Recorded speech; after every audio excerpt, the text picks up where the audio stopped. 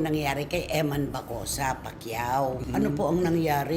Iisa po ang sinasabi ng ating mga kababayan na balaho ang kanyang karera. Di ba? Oo, kasi umiingay ito, na-hype ito ng bongga no? Produkto ng hype. Oo, no? Tapos bigla lang, maya-maya, imbis na sumikat ng sumikat.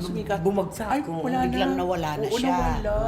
Di ba Yung nun? Parang yung mga anak ni dating Senador Manny Pacquiao at saka ni Jinky, na anuhan niya, Oo, natawan niya. nasapawan Si niya. Jimwell, si Michael, pati yung mga Totoo. babae. Siya ang pinag-usapan talaga, si Eman Bacosa. Tapos inilink-link pa Kay Jillian Ward. Ward. Tapos lumalabas ngayon, hindi naman pala type ni Ni Jillian Jillian, Ward. oo. Diba? Kasi di ba tinanong sa mga artista kung sinong gusto mo maging partner. Di ba sinabi niya kaagad kasi crush mo kasi si Jillian Ward. O ay, tapos yan, alam na ba ni Jillian Ward na crush mo siya? Eh siyempre alam mo naman yung mga reporter, mabilis magano. Tinanong kaagad si Jillian Ward. Akala oo. ko ba, pagka may lumalapit na babae, ano sasabihin niya? Pagka daw may babae na nagpaparamdam, God bless you. Oo. Ganun daw. Ano yun? Oh.